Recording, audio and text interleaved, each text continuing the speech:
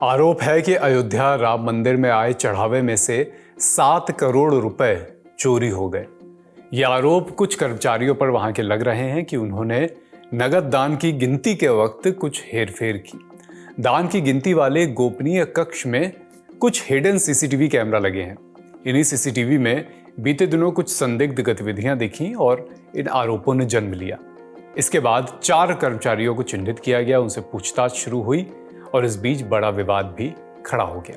लेकिन आधिकारिक तौर पर इस मामले की या दान के पैसों में हेरफेर की अभी कोई पुष्टि नहीं हुई है। इस मामले ने राजनीतिक रंग पकड़ा समाजवादी पार्टी के दावे के बाद। सपा सरकार में मंत्री रह चुके पवन पांडे ने दावा किया कि राम मंदिर से 5 से 7.5 करोड़ रुपए तक की चोरी की गई है, ऐसा उन्होंने आरोप लगाया। सपा प्रमुख और उत्तर प्रदेश के पूर्व सीएम अखिलेश यादव ने भी कहा कि इस मामले पर सरकार की चुप्पी संदिग्ध है और मंदिर ट्रस्ट की तरफ से भी कोई सफाई देने के लिए सामने नहीं आना चाहता। मंदिर ट्रस्ट के महामंत्री चंपत राय ने इस पर सफाई दी, कहा कि समय समय पर ऑडिट होता रहता है, आजकल यही काम चल भी रहा है। अब तक दान के पैसों में हेराफेरी की कोई बात सामने नहीं आई है। चंपत राय की सफाई के बाद अखिलेश यादव ने सरकार से 11 सवाल पूछा कि सीसीटीवी का सबूत सार्वजनिक करके मामले की सच्चाई बताने में आखिर परेशानी क्या है। मामला बढ़ा तो भारतीय जनता पार्टी के नेता डॉक्टर रजनीश सिंह ने प्रधानमंत्री को लेटर लिखकर सीबीआई जांच की मांग की। 10 जून को पीएमओ ने मंदिर ट्रस्ट से मामले की जांच रिपोर्ट भी मांग ली। इस विवाद पर आगे बात करने से पहले इस बात का गणित जानना जरूरी है कि राम मंदिर में कितना दान आता है और इसकी गिनती होती कैसे है। इंडिया टुडे हिंदी के एसोसिएट एडिटर आशीष मिश्र की एक रिपोर्ट के मुताबिक फाइनेंशियल ईयर 2024-25 में ट्रस्ट को कुल 327 करोड़ रुपए मिले। ये डेटा राम जन्मभूमि तीर्थ क्षेत्र ट्रस्ट की सालाना रिपोर्ट में बताया गया है। 327 करोड़ रुपए में से 153 करोड़ रुपए श्रद्धालुओं के दान से आए, जबकि लगभग 173 करोड़ रुपए बैंक में जमा रकम और निवेश पर मिले ब्याज के थे।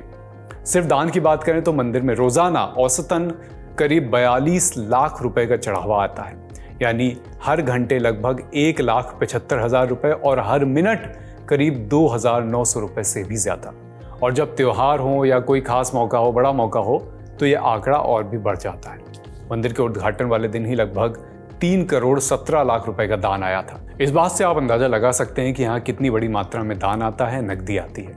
राम जन्मभूमि परिसर में अलग अलग जगहों पर करीब 40 दान पेटियां रखी गई हैं। इसके अलावा ऑनलाइन दान की भी व्यवस्था है। दान पेटियों से निकली नकदी को तय प्रोसीजर के तहत एक सुरक्षित और गोपनीय कक्ष में ले जाया जाता है। वहां सीसीटीवी कैमरों की निगरानी में इसकी गिनती होती है। इस काम में ट्रस्ट के प्रतिनिधि और बैंक से जुड़े कर्मचारी शामिल रहते हैं।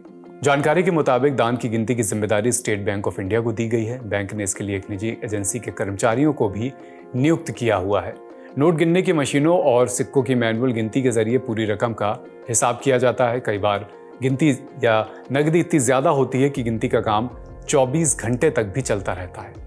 गिनती पूरी होने के बाद रकम को सुरक्षा के बीच बैंक में जमा करा दिया जाता है।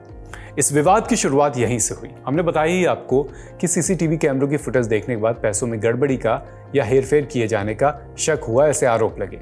अब इसमें एक पेच और है। दरअसल खुद को पूर्व लेखा प्रभारी बताने वाले महिपाल सिंह ने मीडिया से बातचीत में एक दावा किया है। आरोप लगाया है कि जब वो मंदिर में तैनात थे तब चढ़ावे में आने वाले सोने चांदी के जेवर और बर्तनों का कहीं कोई रिकॉर्ड ही नहीं होता था। ये कहाँ जमा होते थे इसकी जानकारी सिर्फ चंपत राय और टिन्नू को होती थी। टिन्नू चंपत राय के नजदीकी हैं। मीडिया रिपोर्ट्स के मुताबिक टिन्नू उर्फ राम शंकर यादव पहले चंपत राय के ड्राइवर थे, अब उनके सहयोगी हैं। महिपाल ने बताया कि श्री राम जन्मभूमि के लिए जब फंड कलेक्शन का काम शुरू हुआ तब मैंने काम संभाला।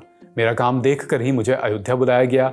मैं अयोध्या गया तो 21,000 ऐसी रसीदें जारी होनी थी जो 7-8 महीने से जारी नहीं हो पा रही थी।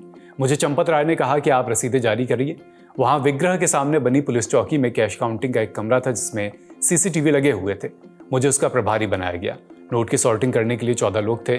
बैंक के भी 2 अधिकारी थे। यही लोग गड्डियां बनाते थे और फिर पैक किया जाता था। उन्होंने आरोप लगाया कि इन लोगों को 10-10 की गड्डियां बनानी होती थी, लेकिन वो 12-13 की गड्डी बनाते थे। शाम को वाउचर बनता था तो उसमें 10 गड्डी ही लिखी जाती थी। माने अगर उन्होंने 12 लाख पैक किया है तो 9 या 10 लाख का वाउचर बनता था, ऐसा आरोप है। महिपाल का आरोप है कि वाउचर पर साइन भी टिन्नू ही करता था। जो एक्स्ट्रा पैसा होता था उसकी बंदरबाट कैसे होती थी ये मुझे नहीं पता। महिपाल ने एक और आरोप लगाया, कहा कि कुछ साल पहले मुझे शक हुआ तो मैंने एक दिन बक्सा खुलवाया। बक्से में वाउचर से 5 लाख रुपए ज्यादा थे। मैंने तुरंत ये बात चंपत राय और गोपाल भाई साहब को बताई, लेकिन इसकी जांच करने की बजाय मुझे गणना प्रक्रिया से ही हटा दिया गया। मेरी जगह पर दूसरे व्यक्ति को वो काम सौंप दिया गया। साथ ही राम मंदिर में लगे सीसीटीवी कैमरों की 8 महीने पुरानी फुटेज डिलीट करा दी गई। महिपाल के अलावा बीजेपी नेता और पूर्व सांसद ब्रजभूषण शरण सिंह ने भी इस पर एक बड़ा बयान दिया है। उन्होंने कहा कि अगर मैं सच बोलूंगा तो बहुत परेशानी में पड़ जाऊंगा, अभी हिम्मत नहीं है, समय आने पर बोलूंगा। देखिए, अगर मैं सत्य बोल दूंगा तो बहुत परेशानी में आ जाऊंगा, क्योंकि वो बहुत बड़े लोग हैं।